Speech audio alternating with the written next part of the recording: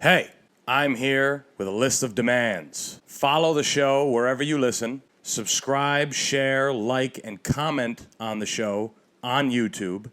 Follow any and all of my social media as well. All of the links are in the description. And finally, if you're a real fan, which most of you aren't, head on over to buymeacoffee.com, use the link in my description, and buy me a goddamn coffee. It supports the show, which is me. So you're supporting me. Now that you've successfully ignored that, go ahead and enjoy today's episode. Hey there, everybody. Good morning. It is Thursday morning. It is beautiful weather now. Oh, my goodness. Isn't it great? Isn't it great? I feel like fall is one of those times that makes us all forget about any kind of climate problems, any kind of fear-mongering that involves the environment. You know, I feel just like any other worldwide conflict. It's a bit of a mixed bag when you talk about climate change. Not all worldwide conflict. There's some things that are objectively bad, right? Like we know that we know that the countries with starving people is objectively bad, right? We know a big pedophile island where the elite of the elite go to play around is objectively bad. And climate change, we're all being told, is objectively bad. Now, it may be, that may be the case. It may be the case that we're too far gone and the oceans will rise and will be underwater, or the fields will burn to nothing and there'll just be infernos everywhere.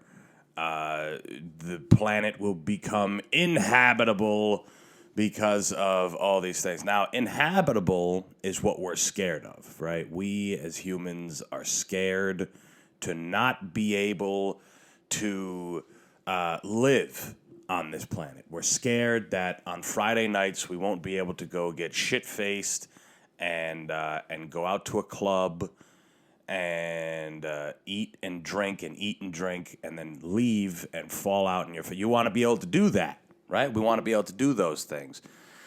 And that's what worries us most about climate change. We're not worried about the condition of things per se. We're only worried about the condition of the things that we like. You know what I'm saying? Like, if we didn't live here, if we were on another planet and we watched this planet absolutely burn to shit, we'd be like, wow, look at that. That's an interesting... That planet's like Venus, right? Venus is just on fire all the time. You know, we would look at this planet like we look at Venus. If we lived on ass fuckers, right? That's the name of the planet we all live on.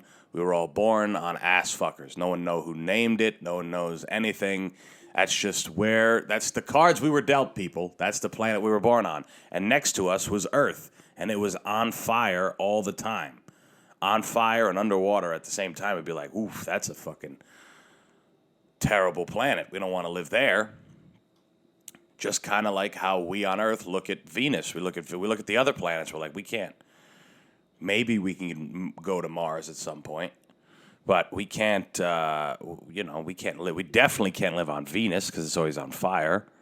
You know, and that's what we're worried about.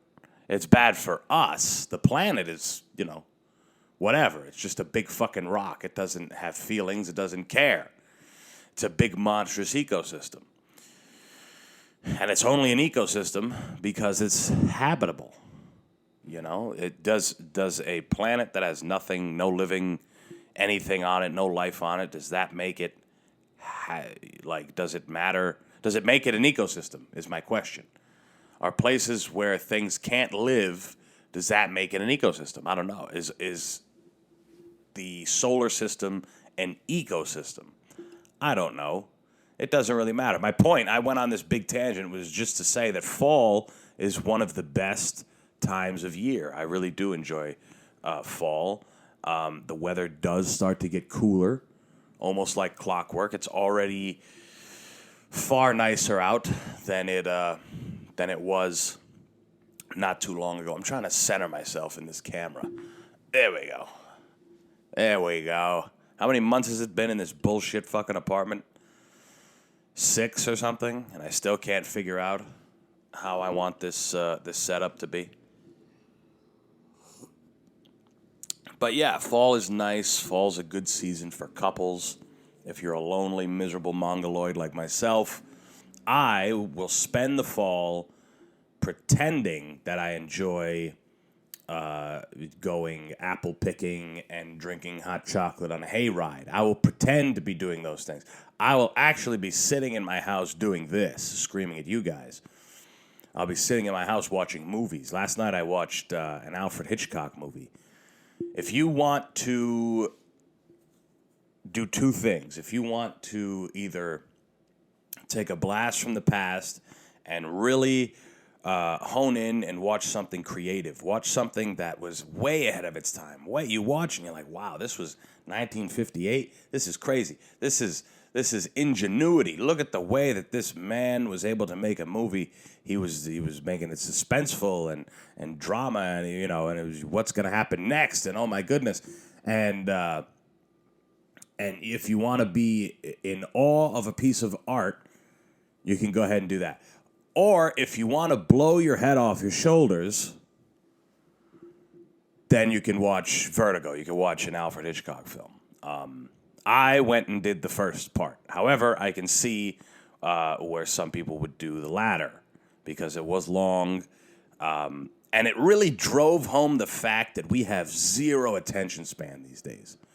Like, really drove home the fact. Like, I've noticed myself just over the past year being alone,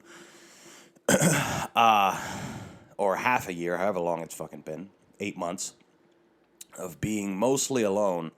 I really, and even before that, when I was with Caroline and she brought me down to, not brought me down, but she kind of made me a normal, regular fucking guy who watches TV and watches movies and still does crazy shit, but does that stuff too. And part of that was being on my phone and being on my phone often.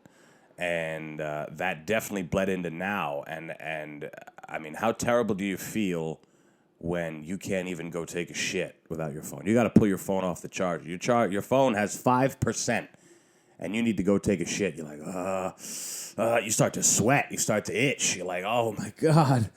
And you unplug it and you go and you hope it doesn't die. You buy a portable charger so you can keep it right next to you. I have one. It's in the car right now, but I have one. That's what it is, man. We are so, we have zero attention span. And we have zero appreciation for build-up.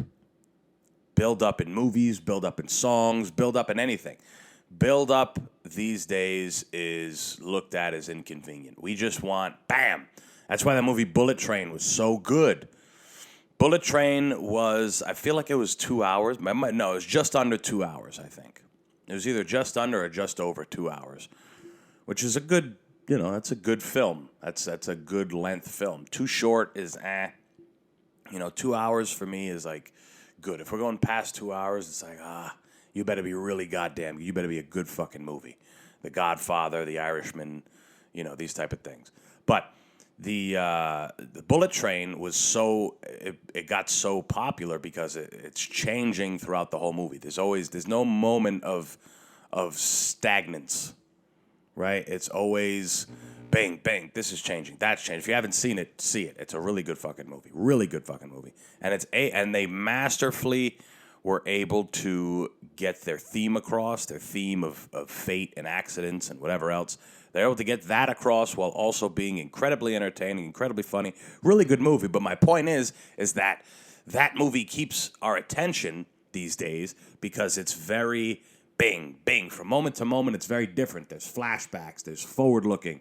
There's, the present from different viewpoints, right? So it's a lot of cuts. It's a lot of whatever.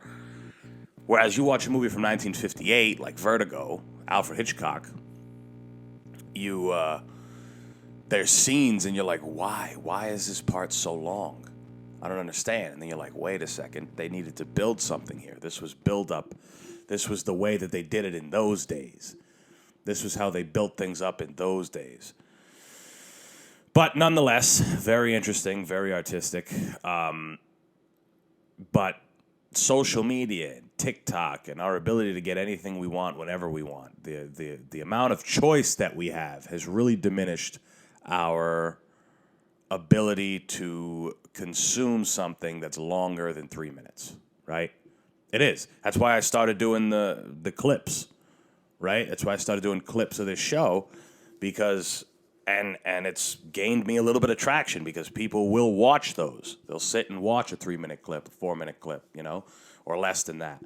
Or even those YouTube shorts. Most of my views come from those YouTube shorts. They're so quick. They're these quick little 15-second videos. And that's how people want things now. They want something new. When you didn't have any choice, right? When Alfred Hitchcock was the only fucking movie that was in the theater for like, I don't know how long they kept movies in theaters for in those days. I know that was like the golden age of cinema, whatever. In those days, it was probably, 2, 3 maybe movies to pick from. And everyone wanted to see the Hitchcock one. So you're going to sit through whatever the fuck you're watching. But then again, you think, there's pieces that are just timeless, right? Like, we'll watch a Tarantino movie build, and that's a long movie, right? Sometimes it could be a long movie. It's a little confusing. But we'll watch that because we know his track record. It's when you get something new. It's when you get something new, you're like, that's why we love these episodic series. We love these TV shows. Excuse me, everybody. There might be more coming. Hold on. Pineapples. All right, I think it went away. It'll be back later. God. We outgrow so many things. I thought we were supposed to outgrow our allergies. Ever since I was a kid, all I've ever done is sneeze and rub my big fat red nose. You guys probably, who watch the show on YouTube, you probably notice I'm a pretty fidgety guy. I have a lot of nervous energy, and I'm always rubbing my nose, doing weird shit with my nose. Because, I don't know, it's just a habit of mine. It's a tick. I don't do blow. I've never done blow. I never will. But anyway, people will sit through something that's tried and true. It doesn't mean that... And I know... Mainly if they're familiar with it. Let me add that part to it. Like, I'll always listen to Stairway to Heaven all the way through. I'll always listen to Freebird all the way through. I'll always listen to a Tool song all the way through. I'll always do these things because I know that it's going to be a good fucking... If someone comes up to me and says, hey, man, my buddy just wrote a 10-minute free jazz song. Here, listen. I'd be like, oh, God, here we go. Whereas back in the day... long time ago, anybody that was making anything was making it that way. So you had to listen to it, right? You had to listen to it that way. I always think about commercials in those days. Commercials in the olden times were fucking way long, anytime you see a commercial. I like to watch old cigarette commercials because they make me laugh. I think they're hilarious. They are. They're truly very funny. There's like a doctor's, I recommend... Pall Mall. These are a delicious cigarette with robust flavor, a cooling menthol tip, and a recessed filter for more delicious taste. By Pall Mall. I love that shit. It's awesome. You used to have to smoke 2 different cigarettes to have a delicious tobacco taste as well as a refreshing menthol cool. Now... in the new flip-top Newport box, you can get both. Like, they were awesome, man. They were so awesome. They really were. They were so good. I remember listening to Tim Dillon the other day, and he said, I want to live in a world where you didn't know cigarettes were bad for you. I smoked a bunch of cigarettes this past weekend. I really enjoy them. I really do, guys. I'm not going to lie to you. I spent... I got 25 years not even taking a hit off a cigarette. And now I really like them. Man, I threw out my pack because I didn't want to keep them on me, but I do enjoy them. Oh, goodness. But anyway, sorry to go off on that tangent. We have, we want instant gratification, which is probably why cigarettes were such a thing in that day. You could just smoke all the time. Instead of playing on your phone to keep yourself busy, you could just smoke, which to me is cooler. It's a lot cooler. You're going to get cancer both ways. You're either going to get ball cancer from shoving your phone in your nutsack like you all do, or your coochie. You're gonna sit. You know what I'm saying? Like when you're sitting in the car and you shove it right in there. That's what I do. Right? That's what I do, along with my lighter that I could never find back in. I don't smoke in my car anymore, but back in the day, couldn't find your lighter. You're like, where the fuck is it? And you dig way underneath in your balls, and you're like, here you go, and you give it right to your buddy, all warm. Anyway, you could smoke. You could smoke anywhere in those days. You could smoke in a movie theater. If you're bored, you're just like, rip butts. Here's another one. And people are just smoking. It's, what a time that must have been. What a time. Starbucks, one of the pillars of our society, one of the biggest corporations in our country, in the world, really, but definitely in our country, straight from the liberal capital of the world, California. Starbucks has a union. Did you guys know that? Starbucks has a union. That should tell you where we are as a society. Unions historically were behind companies or behind businesses that had some kind of prestige, not prestige, but a kind of sorry, I hope you guys heard that guy singing outside. Way better than the shit that I'm doing. The Starbucks union, sorry, got off track. This guy was fucking singing outside, Fiddler on the Roof or whatever. It was weird. But anyway, historically, when you think of a union, you think of like a welders union or a bridge union or a union for the state or some shit like that. You don't think of a union of blue-haired 17-year-olds, and making iced coffees, overpriced iced coffees for everybody. 3,200 calorie beverages to start your day. I didn't know that would warrant a unionization, right? Like, a union is typically for a group of people who feel like they're getting the raw end of the deal. They feel like they could be, you start a union because you're like, we want rights or whatever. Then that union is started, and now from now on, the firemen's union of battalion, whatever.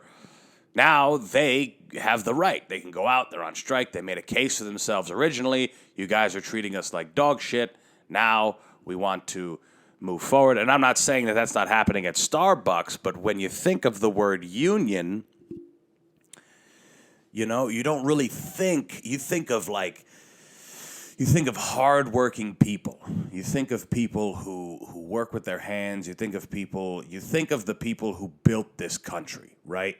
You think of the people who really put work into the cities, into the towns of this country, right? Of these states, of this main country. You think of the people who dedicated their lives, blood, sweat, and tears. They worked for the state, they worked for the city, they worked at a federal level, and they got a union somehow or another, right? And then you got unions for really, really decentralized type of careers, like acting, right? You got the SAG, the Something Actors Guild. I forget what the S means, but there's that. And then you have like journalist unions, and those are important too because you need to be able to get a pool of like-minded people to have some sort of power, to take some power back from the main the main corporation or the main entity that's overlooking the whole thing. And if there is no entity, like in the arts. You need that even more so. You need it even more so to get people a sense of community and whatever.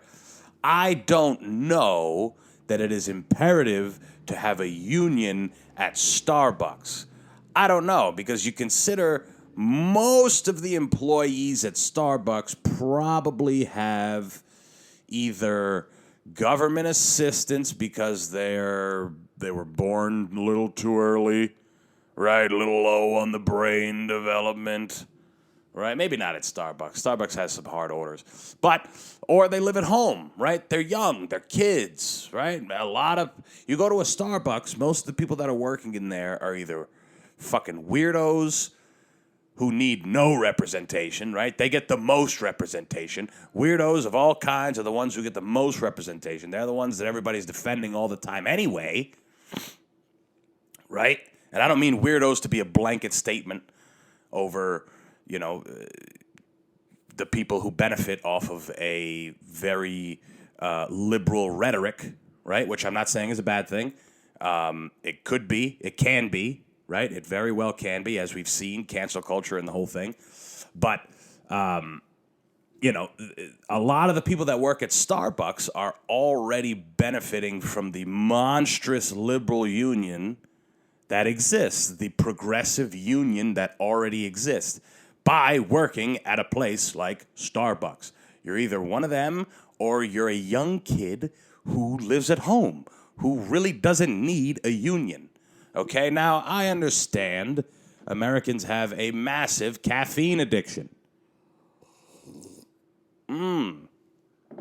As I drink my chock full of nuts. Cheap, nice big can, cheap. $12 lasts me fucking 3 months. That's $4 a month for you mathematicians out there. And I understand that America has a caffeine addiction. And I understand that America has an addiction of spending money on things that they don't need. That we like to spend money on things. We like to have things be expensive. We like to get a cup of coffee and know that we're getting robbed, right? That's what we like. We know because there's something behind it. There's something behind it. This is Starbucks. This is a thing. And you could make the argument that maybe those people that work in a Starbucks are going ahead and, they are building the country. They're helping build the country through blood, sweat, and tears. Yes, maybe that's true. But I'd be hard-pressed to compare the man who's been working in a coal mine for the past 20 years, who'll probably die of some lung-related illness, emphysema, lung cancer, something bad, and he'll probably die, but he'll have a good pension for his family because he's in a legitimate union. He's in a dying industry, one that they're trying to get completely rid of, but he still works and he's still doing his thing. He's part of a union, and for him, it's hard to compare that guy who's supporting his family by literally digging for fucking a rock that we've attached value to because we figured out how to heat things with and power things with. This guy does that, and he's been doing that for 20 years, versus a 17-year-old who's graduating high school in 6 months, who, while making your coffee, is reviewing flashcards for their exam tomorrow, okay? A person who, grew up in Calabasas or, some other fucking nice place, right, who really is doing this for part-time, I don't know that person deserves the same kind of unionization that the gentleman that's working for his family in the mine for the past 20 years. I don't know. It's not my call, but whose call it is some of the executives, right? They're the ones who run this whole deal, and they're obviously in favor of a union. It makes sense, Starbucks being a very liberal, progressive company, I would suppose. They are the poster child for liberal, blue-haired fucking people. They are the butt of a joke for the angry, MAGA people, I guess if you want to call them that.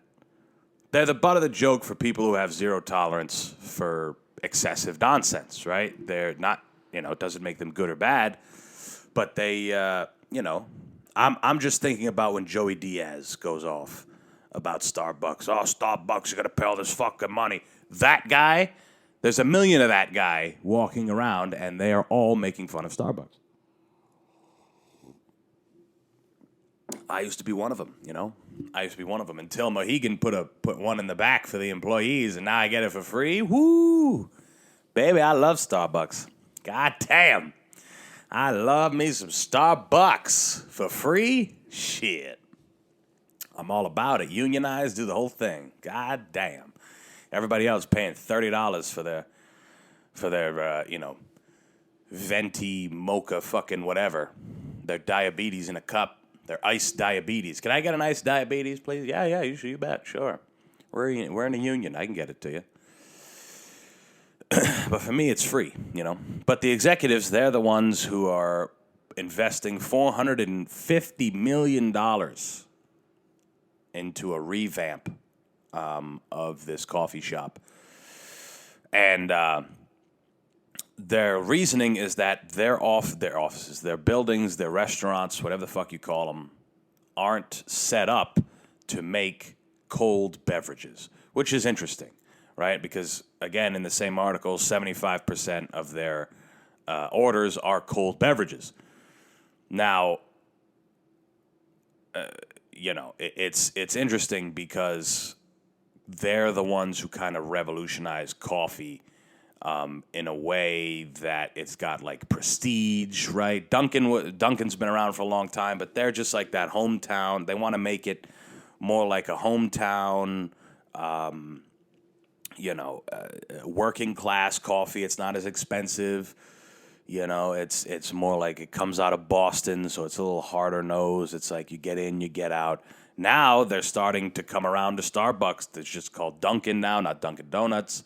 It's Dunkin'. They got the draft system for coffees, which is kind of hilarious, right? They got that thing. And they just kind of figured out that, hey, we're not doing this efficiently. We're not doing this efficiently, so we're going to spend more money than most countries have to figure this out. We're going to figure this out. We're going to make it efficient for our unionized, absolutely protected employees, socially protected, financially protected employees here at Starbucks. And now here's a quote from one of the executives. The work we do is too physically hard. This is one of the executives now. The work we do in our stores is too physically hard. Now, I read somewhere that if you say we as you're talking about something you're involved in, I used to do it, that it makes you sound more official. We. I remember being a kid, and teachers would say things like, I had a science teacher who was a psycho lady, Miss Leal. Those of you who went to middle school with me, I know there's some of you that fucking listen.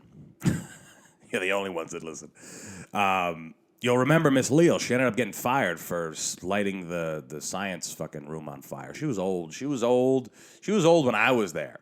All right? And then she was there a few more years later, and they said, all right, you got to retire. You almost burnt this fucking place. She was like 72, still teaching science.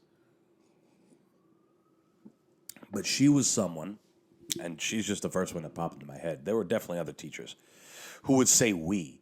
She's like, well, we don't know if life was ever sustainable on Mars. I'm like, what are you talking about, we? You're an old lady in a little town in the smallest state in the country, okay? Maybe at one point you did something. We don't know.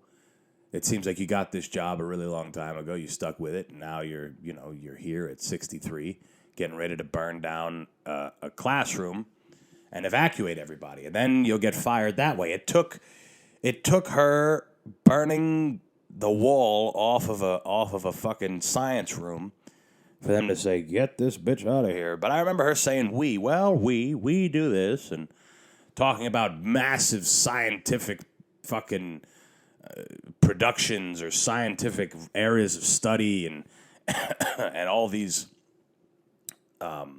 discoveries, these magnificent discoveries that have been found, talking about we What we, Mrs. Leal? What we? Nintendo, maybe. You and your grandkids play bowling. Because I know your ass ain't taking no pictures on a Hubble telescope, sweetheart. We. But this is a case, right? Where an executive, a Starbucks executive, right? A publicly traded company. You know how much it takes to be a publicly traded company in this country, in America? That takes a lot, man. It is not easy to do that. You have to be pretty fucking big, in some capacity. Especially to be at the top. I mean, they might even be in the S&P 500. I don't know. Massive fucking company is my point. The work that you're doing in those cafes, in those stores, is probably not physically hard at all. The work that you are doing, specifically, we, us, you and all your other suits come in, they look around, you say, you know what? We could get an extra 3 seconds if we move that there. Or if we went ahead and we did this and we changed this. That's the work you're doing. That doesn't sound very physically hard. I'm sure you're not behind the line at 7 in the morning, in Manhattan, and there's people, the line is around the block and everybody's late and you got to get everybody fucking moving. I'm sure you're not back there covered in mocha syrup and whipped cream all over your fucking melted whipped cream on your shoes. I'm sure you're not having to go out and buy a new pair of non-slip shoes every few months so you don't fall and try to sue the company, I'm sure you're not doing those things. Your work that you're doing is physically very easy. Physically, I'm not saying that your work is easy. As an executive, I don't know how much you make at Starbucks. I don't know what. I mean, executive is a kind of a blanket term. You don't know what that really means, right? And you got to that position not because you toiled at Starbucks. Again, I don't know who this person is. I'm doing a generalization here. But if I had to assume, you probably didn't work from dishwasher at Starbucks and got to become an executive. I doubt it. So the work that your employees do, right? Be honest. Be honest. I get it. It's a big bullshit game, which is why I got out of it. I got out of even the possibility of being, any kind of suit wearing, tell people what to do, overseer. I got out of that. I'm not saying that I was even close to and I'm not comparing my 7 days of being an associate advisor at some little dog shit fucking boutique firm in Braintree, Massachusetts, to being an executive at Starbucks. But at its bare bones, they're pretty similar, right? They're pretty similar. Working in the finance world in any capacity, it's pretty close, right? You're doing similar things. It's office culture. It's, whatever. The allure to being an advisor is that eventually you become your own boss, at some point. That's the allure, right? As if to say, being an executive at Starbucks, you can't do whatever the fuck you want and be your own boss in some capacity, right? That's being an executive at one of the biggest corporations in the world, right? Definitely one of the biggest in the country. Yeah, that's not, you don't get to be a boss. You don't get to be your own boss. No. And that's, if you're working for a company in any capacity, you're not really your own boss, right? You're never really your own boss, unless you are the CEO. If you are the CEO or the CFO, you are the boss. You are the guy. No matter how much free time you get, how much rope they give you, they can cut that motherfucker whenever they want because they are, not saying they will, right? Not saying they will, but they can, and they will. No. But that's what it is, That's what it is. Could you imagine a Starbucks union going on strike? That is what is considered when a union is formed, right? If all these people stopped working, would shit go haywire? Yeah. I mean, with Starbucks, yeah. If all the Starbucks employees, but, things would go haywire for about 30 minutes before people started going to other places, right? Dunkin' or fucking Tim Hortons. Those aren't really around anymore, around here at least. Honeydew, another one that's not around. But if you're in a big metropolitan fucking city, there's so many options. Or if you're in a small town, there's so many options for coffee. You could just make coffee at home, right? You could just make coffee at home. At first, when I asked myself the question if it would be a big deal if they all stopped working, at first I was like, yeah, maybe. But then it's like, nah. Coffee you can get anywhere. You can go to Cumberland Farms and get coffee. You can get 99-cent coffee at Cumberland Farms, a large. They'll walk on out of there with more energy than fucking Putin. Right? I'm drinking this chock full of nuts I made on an old Italian fucking stovetop thing. They're called a mocha, M-O-K-A. You put it on the stove and it brews this It's got years of grandma coffee buildup in there. So this is good. This is good stuff. This is going to get me going. That's all you need when it comes to coffee. Right? You just want to go to Starbucks so you can say you got some really fancy and everyone's got Starbucks together and whatever. My family, I remember when I was a kid, my dad loves Dunkin' Donuts. I think he still does. He loves going to Dunkin' Donuts. We'd go to Dunkin' Donuts in the morning before we'd go out and do whatever. He'd have errands and he'd bring me and we'd eat. I'd eat a bagel. He'd have a big large coffee with 8 creams and 2 fucking 15 sugars and the biggest size you could get. And we're eating and this is great. But when my dad went to work, when he was working, right, in the daytime, he normally wouldn't stop for Starbucks. My mom would make him a big fucking thermos, right? One of those thermos, and he would drink on that. That's what would literally happen if the Starbucks union decided to go on strike. Everyone would go, well, there's a coffee shop next door. Fuck it, right? It's not like if teachers went on a strike. If the teachers union went on a strike, now we're like, oh no, what are we going to do?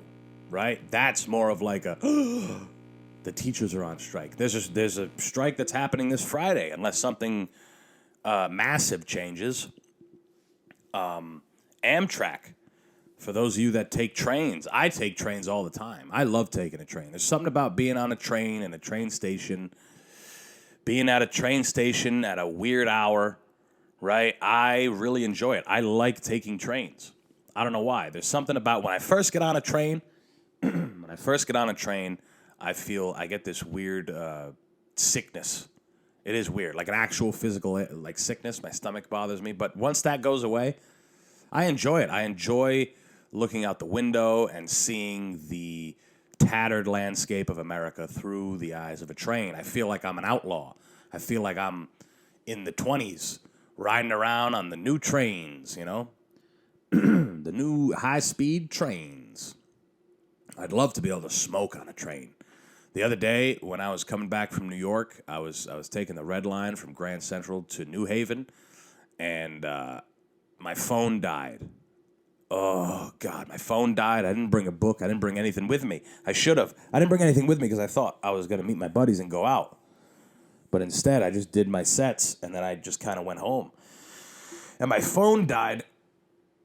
My phone died right on the. Sorry, I had to stretch. My phone died right on the train, and I still had like an hour to go. And I was alone, and I was like, fuck. But I had a pack of cigarettes in my pocket, and I was like, God, I wish I could just fucking smoke these things. Oh, goodness. Another funny thing that happened on that train. Well, I don't know if it's funny, but it was really weird.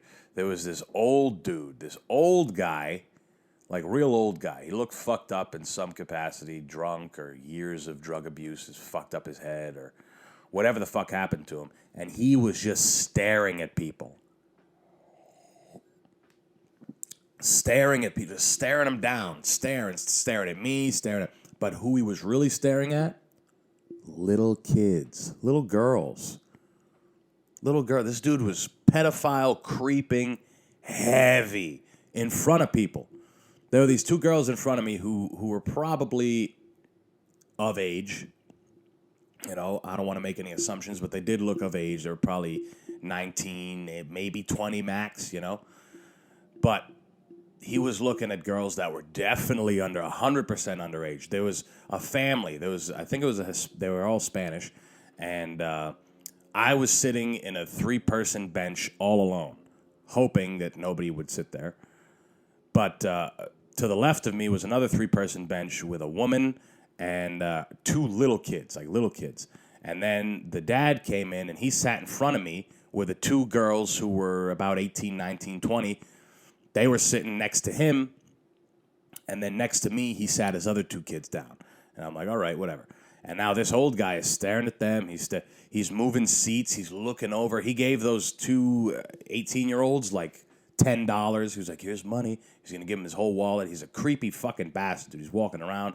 Every man in that place was staring this motherfucker down. I thought this guy was going to whip his dick out. I really did. I thought this guy was going to do something absolutely fucking outrageous because he was a creep. He was a legitimate creep, this guy. He was an old dude who was just staring at people. There were these 2 ladies that were sleeping on a bench.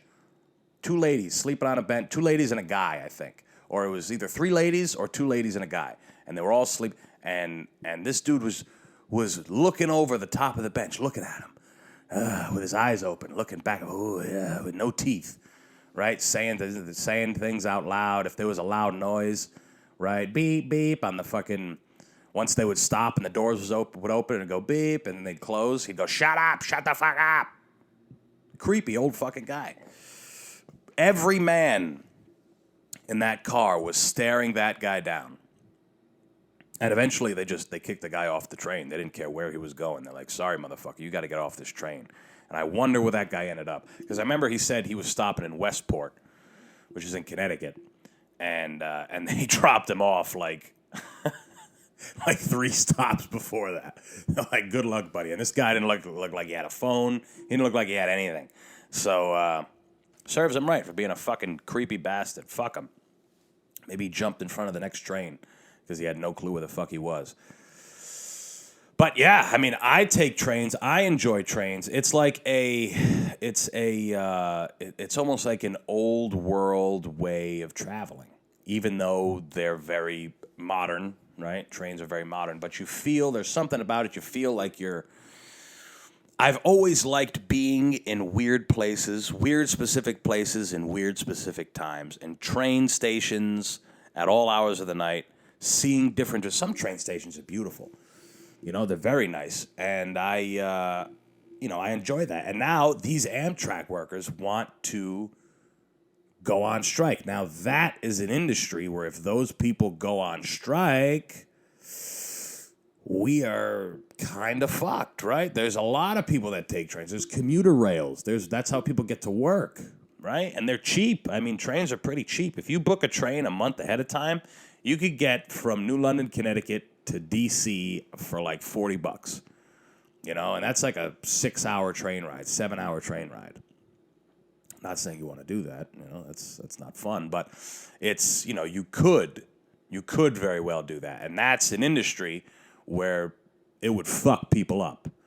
It would fuck people up big time, and most travel will be, if this strike happens on Friday, most travel will be shut down. I mean, you're going to be fucked, That's a legitimate union. Not fucking Starbucks, not a bunch of blue-haired, poly fucking whatever people that are walking around there with, we want, Not saying that they're protesting, not saying that Starbucks, the union is protesting. But if they were to, it would literally be the capital right, the capital insurrection of corporate protests. It would be. They'd all march up to Starbucks corporate building, right? Not holding any weapons because they don't want to hurt anybody. But they want to hurt people, but they don't. Like I feel like all these angry progressive people, and I'm all for. I've kind of attacked this group today on today's episode, and I don't mean to because I am, I hold a lot of liberal ideas to heart. Right, most of my ideologies are that way. I don't think there should be censorship. I don't think there should be any kind of government intervention on what you put in your body. I don't think money should exist. You know what I'm saying? Like I just have these, and they could be considered far progressive, far left, real far, like outlandish shit. But I'm also a realistic person. Some of these people aren't realistic. They're not realistic, and I feel like a lot of those angry, really, really hard body liberal people think that if they are socially outrageous, then they'll be able to get their point across, which may or may not be true. Doesn't necessarily mean they'll get what they want done, though. They might get their point across, but they might not get what they want done, right? Because it might not be realistic, But nonetheless, good for Starbucks for unionizing their employees, their 19-year-old poet hopefuls that got a job at Starbucks because they think it would be trendy, it would be cool. I'll get a job at Starbucks. It's gonna be great. I'll work in the morning, and then at night I'll have time to write, and I can go to poetry slams. And then I can get a 15th piercing on my left foot. Yes. That's what Starbucks sounds like to me. Now, I don't know if you guys know this, but U.S. News is a news media outlet that every year ranks schools. They rank universities. They rank them based on some imaginary metric, right? Anytime rankings come along, it's tough, right? Anytime, other than like Forbes, because there's something concrete that we can attach to the ranking, right? This guy made more money than this guy, who made more money than this guy, who made more money. So you can say, all right, the guy with the most money is at the top of the list. Whereas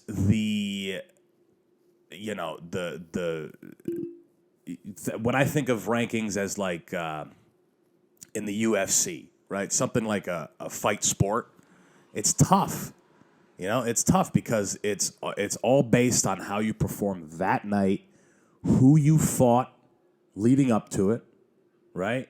There's so many factors that go into ranking a fighter.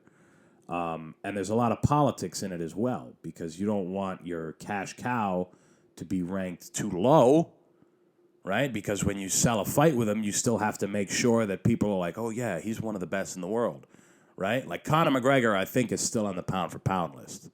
I could be wrong. Or John Jones, still on the pound-for-pound list, and he hasn't fought in like 2 years, right? But he's the guy. He might actually be the GOAT. So you can't take him off the list, Plus, who knows if anybody actually surpassed him. Oh, God. That sip of coffee was disgusting because it was kind of cold. But this U.S. News every year drops a list of the top-ranked schools in America, top-ranked universities in America. And Columbia University, which is an Ivy League institution, which was number 2, guys. It was number 2. It was the number 2 best school in the country, has dropped to number 18. That's a big drop, guys. 16 spots dropped to number 18 because they were fudging the numbers. They were fudging the numbers, guys. They were trying to make their school seem better than it is. Is anybody looking at an Ivy League school like Columbia University and saying, they need some better metrics? I don't know if I want my kid to go there. I don't know if I want my kid who's been accepted to Columbia University, one of the biggest and most prestigious fucking education institutions in the world, not just the country, but in the world. Columbia University is globally recognized as one of the biggest and most prestigious schools in the fucking world, right? But because some website that everybody has decided, or some media outlet where everybody has decided that these guys are they know, these people know whether or not this is a good school. And it puts pressure on these schools to make that list, right? They want to make sure their list look good. And now I'm going to pull up the article because there's a lot in it. They had a math teacher, one of the math teachers of Columbia, who kind of exposed and said, "Hey, we're fudging numbers, we're fucking around here, we're messing with stats, and this is all for how can you really quantify if a school is that good?" There's a part in there that says school 50 to 60. There's no real difference, right? They're just kind of ranking these schools. It's weird. It's a weird ranking system. You can't really justify how good or bad of a school something is. How are you going to it makes that system so flawed. If number 2 can go to 18, right? It's just like an interim belt in the UFC. I keep going back to the UFC. But it's an interim. But for those of you that don't know what an interim belt is, there's the champion, right? And then if the champion is injured or the champion doesn't want to fight right now, he wants to, let the landscape play out, the UFC will introduce an interim belt, which means if you win that, you're fighting the champion next. Used to be a legitimate thing. Used to be a legitimate way to get a title shot. Right? You're the interim champ. You're part champ of this weight class. You haven't beat the champion yet. But you're next in line. Congratulations. Now, they throw interim belts wherever. It kind of loses its legitimacy.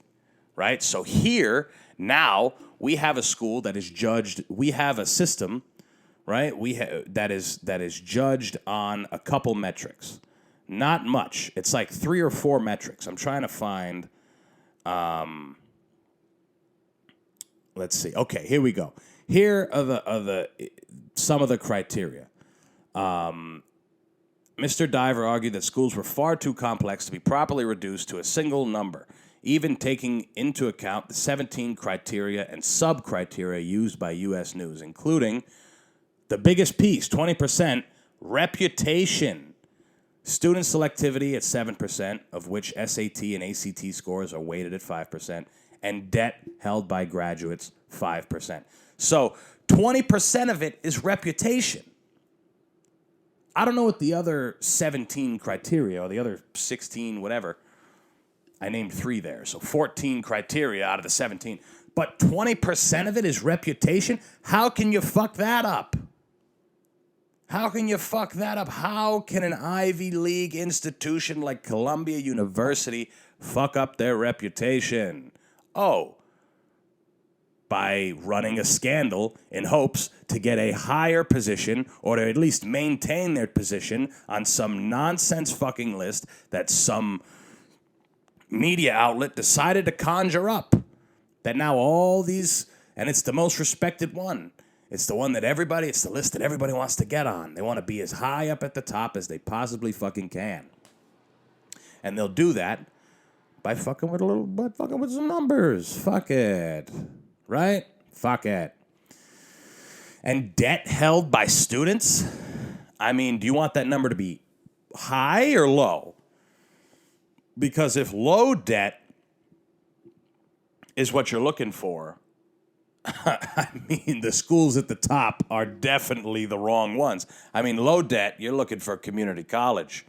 You're looking for SNHU, Southern New Hampshire University online, You're looking for Bertha's cosmetology fucking class, That's what you're looking for. If you're looking for debt, low debt. Now, I have the list of current schools, right? Number one is Princeton University, right?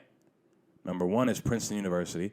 Number two is MIT, right? MIT took over the old spot where Columbia used to be.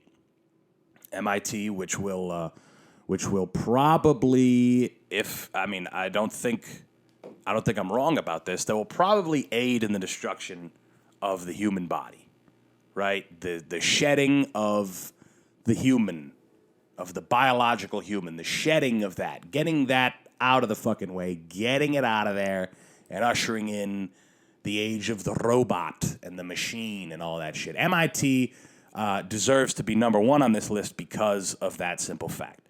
But then we got Harvard, right? Can't go wrong with Harvard, right in the same area. Harvard University, Skull and Bones, right? I don't know if that's... And then you got Stanford, right? And Yale. So there's mostly Ivy League schools. MIT is the only Ivy League school so far that I haven't said yet. And then you got University of Chicago and Johns Hopkins and University UPenn and California Institute, Caltech, right? And there's all these schools, Northwestern, Dartmouth College in New Hampshire. Wow.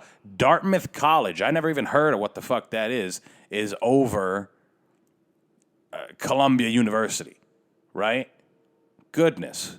I mean, there are some schools out here. I've never... Rice University. I'm sure they're great schools, guys, but Columbia, based on reputation alone, regardless of if they fudge the numbers, if reputation is 20%, they have to be, just based on that, they have to be higher.